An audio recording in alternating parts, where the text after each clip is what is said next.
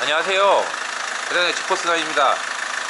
오늘은 제 차를 가지고 에어컨 테스트를 해보자 합니다. 자, 레스턴 스포츠 같은 경우가 이제 냉매가 바뀌었잖아요.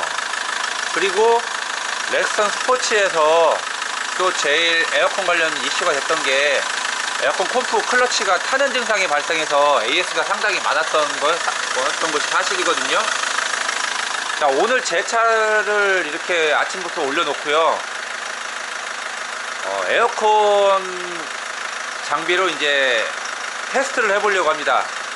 테스트를 해보려는 첫 번째 목적은 일단은 제 차량의 키로수가 현재 39,300km 주행을 한 차량이고요. 연식은 19년 1월형이에요. 차를 거의 안 타가지고 누적거리가 많지는 않지만 시동을 걸고 있었던 시간이 상당히 많았던 차량이기 때문에 과연 에어컨 가스의 상태와 오일의 상태는 어떤지 플러싱을 통해서 한번 확인해 볼 예정이고요. 또 하나는 지금 제가 에어컨을 틀어놓고 이렇게 대기를 하고 있는 상황인데요. 열화상 카메라를 통해서 에어컨 플러싱을 하기 전에 토출구 온도와 플러싱을 하고 난 후에 토출구 온도를 상호 비교를 해볼 예정입니다. 그래서 지금 에어컨을 틀어놓고 있어요. 자, 이렇게 해서 과연 1234YF 신냉매에 가스를 재충전했을 때 및 오일을 싹 다 교체를 했을 때, 즉 플러싱 작업을 했을 때에 과연 토출구 온도의 차이는 어느 정도 나올지 한번 좀 비교를 해볼 예정입니다. 에어컨 펌프의 부하를 우리가 측정할 수 있으면 참 좋은데, 물론 이제 전류치 소모로 부하를 측정할 수 있어요. 하지만 그게 몇 암페어씩 뚝뚝 떨어지는 게 아니기 때문에 솔직히 그건 큰 의미가 없을 것 같고, 그리고 또 부하를 측정한다고 한들 과연 이게 냉기의, 그러니까 실내의 온도가 떨어져서 원하는 목적 온도까지 내려와서 부하가 떨어지는 건지 그거를 정확하게 좀 구분짓기가 어려울 것 같아서 그 내용은 빼고 토출구 온도를 상호 비교를 해서 테스트를 해보려고 합니다.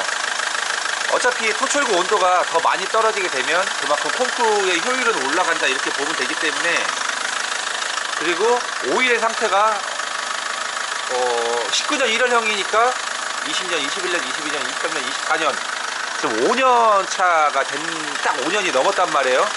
5년이 넘은 차량의 에어컨 콤프 상태, 하지만 누적거리는 아직 4만도 안 된 차량인데 시동은 많이 걸어놔서 작동은 많이 했단 말이에요. 주행거리가 많지 않았을 뿐이죠. 그런 거를 이제 서로 비교를 해서 한번 테스트 해보려고 그래요. 오늘은 일찍 시작해서 제 차 갖고 한번 해서 한번 테스트 진행해 보겠습니다. 측정 장비는 플루크 열화상 카메라 장비입니다. 그래서 정확도가 굉장히 우수한 장비이기 때문에 아마 우리가 굉장히 현실적이고 정확한 값을 도출하기에는 부족함이 없다고 생각하시면 되겠어요. 현재 외기 온도는 10도. 외기 온도 감안해 가지고 또 이제 온도가 변할 거 아니에요. 그래서 콤프의 어떤 부하량, 즉 전류 소모량을 측정하기에는 좀 맞진 않는 것 같고, 분명히 좀 있으면 온도가 올라갈 거란 말이에요. 그럼 토출구 온도 갖고선 측정을 해보는 게 낫지 않겠나, 저는 이제 그게 더 정확하지 않겠냐고 판단을 해요. 1234YF가 어떻게 보면은 그 구냉매보다 더 효율이 떨어져 가지고 안 시원하다는 얘기도 많이 있거든요. 그러다 보니까 아무래도 우리는 온도가 잘 안 떨어지니까 부하를 더 많이 올리고, 그러다 보니까 이제 에어컨의 부하량은 더 늘어나게 되고, 그렇게 되는 어떤 순환이 계속 반복되는 거죠. 안 좋은 그런 순환이 반복이 되는데, 지금 최소 3.3도까지 나오죠. 캘리브레이션 한번 들어갔고, 최소 1.2도, 2.3도.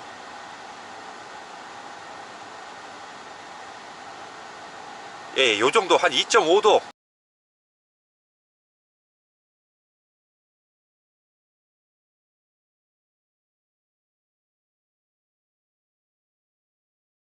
2.5도 정도, 2.4도 이렇게 보고 이제 작업 한번 들어가 볼게요. 2.2도까지 내려가는데 제가 봤을 때는 한 0도까지 가까이 내려갈 것 같아요. 아무래도 외기 온도가 10도고 지금 그러다 보니까 온도가 더 내려가는 부분은 분명히 있어요. 그러니까 이런 오차도 조금 저희가 감안을 해야 되겠지만 그래도 얼마큼 빨리 내려가고 얼마큼 또 잘 내려가는지 평균 온도, 즉 4.4도 포착하는 온도, 여기 요걸 기점으로 가운데 포인트를 봐서도 뭐 나쁘지 않을 것 같습니다. 하여튼 2.5도에서 3도 정도로 보자고요. 네, 이렇게 해서 플러싱 작업 한번 진행해 볼게요. 한 2시간 후에 다시 뵙겠습니다. 페유를 분리 중입니다. 이렇게 해서 계속 돌리는 겁니다. 쫙 넣었다가 냉매를 잔뜩 집어넣어서 쫙 밀어내는 거죠. 밀어내서 기계로 들어오면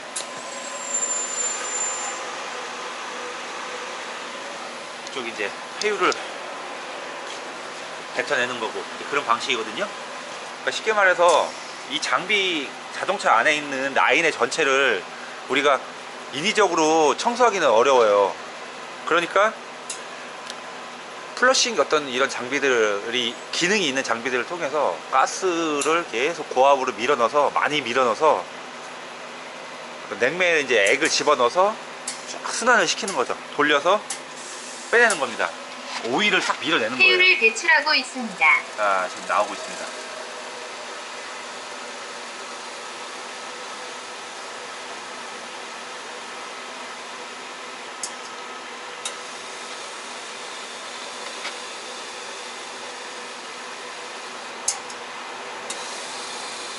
이렇게 이 작업을 계속 반복을 하는 거예요. 반복을 해서 지금 이 차량에 렉선 스포츠 차량에 에어컨 오일의 정량이 160cc입니다. 160cc의 오일을 다 빼낼 때까지 작업을 하는 거예요. 실질적으로 해보면은 뭐 164에서 165 정도가 나오는데 약간의 차이는 있을 수 있다고 치는데요. 그걸 빼내고 나서 이제 정해진 시간 동안 작업을 하고 다시 그만큼의 냉매 오일을 재충전을 하는 거죠. 그리고 가스도 다시 싹 회수를 해서 혹시나 이제 섞여 있을 수 있는 부릉축 가스, 즉 냉매 순환을 방해하는 그런 잡가스, 뭐 산소라든지 아니면은 뭐 우리가 뭐 알곤 뭐 이런 여러 가지 가스들이 섞여 있을 수 있거든요. 대기 중에 질소 등등등 이제 그런 공기 중에 있는 섞여 있는 가스들을 싹 다시 빼내고 1, 2, 3, 4 YF 냉매만 다시 재충전을 하니까 그런 과정을 이제 우리가 작업을 하니까 실질적으로 효율은 더 올라가겠죠. 그러니까 그 차이가 과연 아까 측정했던 우리가 토출구 온도와 얼마큼 차이가 나는지 좀 궁금하기도 하고요. 물론 온도 차이가 많이 나지 않을 수는 있어요. 하지만 얼만큼 이제 또 빨리 온도를 떨어뜨리느냐. 제가 아까 작업을 시동을 걸어놓은 게 약 5분 정도 됐으니까 5분보다 또 짧은 시간에 그 온도까지 떨어진다. 뭐 온도 차이는 많이 거의 없다고 하더라도요. 그러면 확실히 이 콤프나 어떤 이 냉매 사이클의 효율은 더 올라갔다고 보는 거기 때문에 플러싱 작업이 그만큼 이게 도움이 된다 이렇게 생각하셔도 될 것 같아요. 제 차량 아까 39,000km 밖에 안 됐다고 했는데 지금 냉매 오일을 보니까 이전 한 10만 찬 차량보다는 좀 오염도가 확실히 덜한 걸 알 수 있어요. 그래도 완전 투명한 색인 새 오일보다는 오일의 어떤 색깔이 확실히 오일이 좀 열화가 됐다. 오일의 수명이 확실히 좀 짧아졌다. 수명이 새 거만큼은 못하다라고 보는 거를 이제 색깔로 알 수 있죠. 즉 이 냉매 오일은 냉매 그 냉동 사이클에 순환하면서 압축, 응축, 팽창, 증발의 이런 순환 과정을 도와주기도 하지만 갖고 전 라인에 오일이 다 분포가 되어 있지만 이 콤프의 어떤 압축할 때 발생하는 열, 냉각과 윤활도 같이 담당을 하고 있어요. 그래서 오일이 분명히 엔진 오일이나 이런 것처럼 뭐 빨리 또 수명이 단축되는 건 아니지만 분명한 거는 이 냉매 오일도 다른 어떤 기계 장치의 오일과 마찬가지의 기능을 한다는 겁니다. 그렇기 때문에 수명은 정해져 있고 오래되면은 오일을 교체를 해줘야 되는 그런 건 분명한 사실이에요. 하지만 이 기능들을 갖고 있는 장비를 살려면 아무래도 비용 면이나 뭐 되게 좀 부담이 많이 되죠, 업체 입장에서는. 그렇기 때문에 그냥 단순하게 회수하고 충전할 수 있는 그런 기능만 가진 일반적인 장비를 쓰는 게 대부분인데, 요즘에는 이제 이런 기능들에 대한 분명한 수요와 어떤 중요성도 있기 때문에 많이 좀 이런 기능들을 선호를 하고 또 활용을 하려고 하는 편이에요.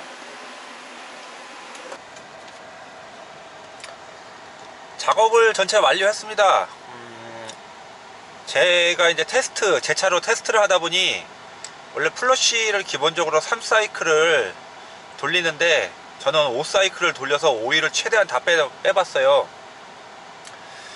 그리고 현재 작업을 완료하고 에어컨을 이제 작동을 해서 이제 비교 테스트를 지금 하려고 이제 막 시작을 했습니다. 자, 아침에 제가 이제 작업 시작 전에 이제 제가 어떤 기준으로 삼았던 게 달라진 점이 뭐가 있냐, 외기 온도가 7도가 올랐습니다. 현재 시간 이제 11시 10분 전이고요. 에어컨을 틀은 거는 이제 한 2분 3분 정도 되는 것 같아요. 그에 비해서 외기 온도는 7도가 올랐다는 점이 이제 초기 측정한 기준과 다른 점인데요. 현재 지금 온도를 계속 이렇게 열화상으로 측정을 하고 있습니다. 제가 지금 측정을 계속해서 약 5분 정도 지난 시간이 됐을 때 온도를 한번 비교를 해볼까 해요. 그러면은 한 3, 4분 정도 됐을 때 비교해보면 될 것 같거든요. 현재 한 3분 정도 지났는데 온도는 3.4도, 3.5도 이렇게 가리키고 있습니다. 계속 한번 지켜보도록 할게요.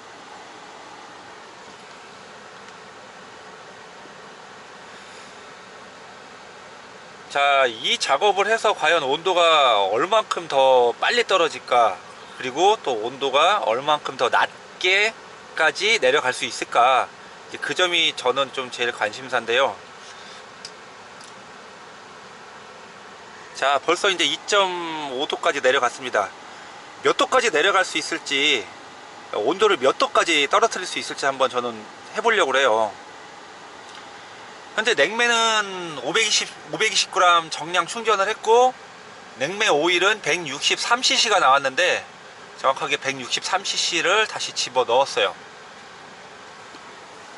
그리고 외기 온도는 아침과 다르게 약 7도씨가 상승한 17도씨의 외기 온도가 되겠습니다. 그동안 계속 시동을 끄고 있었기 때문에 엔진룸 온도는 큰 차이가 없고요. 외기 온도만 7도씨 상승을 했습니다. 엄청 춥네요 지금. 손이 엄청 시려워요. 자, 2도, 지금 1.9도까지 떨어집니다. 확실히 작업을 하고 나서 지금 측정하는 온도가 작업을 하기 전하고 비교했을 때 약 1도씨 정도는 더 지금 떨어지는 상황이에요.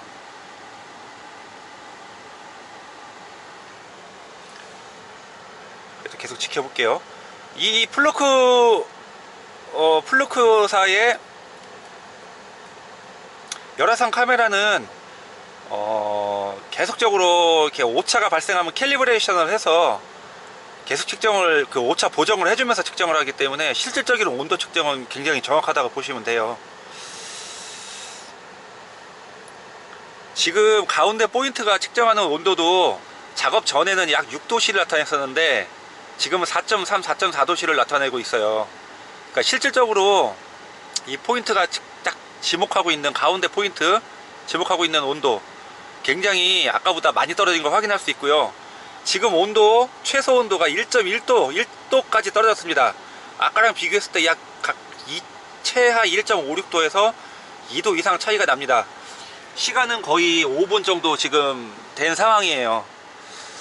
이거를 비교해 봤을 때는 확실히 냉매 오일을 새 거로 다 갈아주고, 그 다음에 냉매 가스가 정량이 들어가 있다 하더라도 회수했다가 다시 싹 이렇게 플러싱한 작업 후에 새로 충전을 하게 되면은 확실히 온도 변화가 크다는 걸 알 수 있습니다.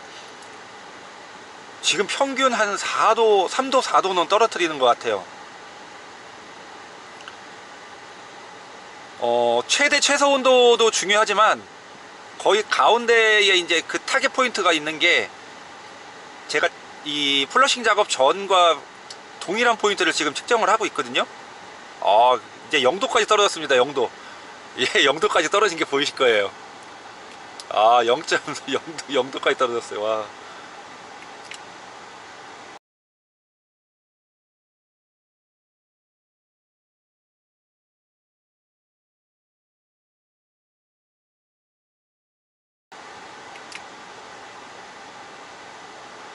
이제 마지막으로 캘리브레이션 한 번 더 들어가는 걸 보고 마감하면 될 것 같은데요. 온도 차이 한 3도 이상 떨어뜨리네요. 그러니까 타겟 포인트로 잡아보자면은 한 5도 가까이 떨어뜨리고 있고요. 최소 온도로 따지면은 한 2도에서 한 3도 사이 이렇게 떨어뜨렸네요.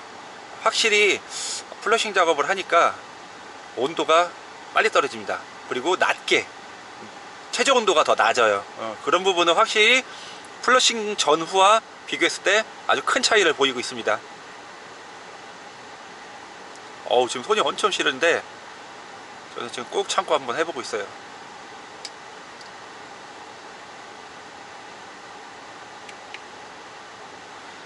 자, 결론적으로 1.4도씨에 최소 0.4도씨 떨어뜨렸습니다. 일단 이미지 파일 저장하고 마감하도록 하겠습니다. 어우, 추워요.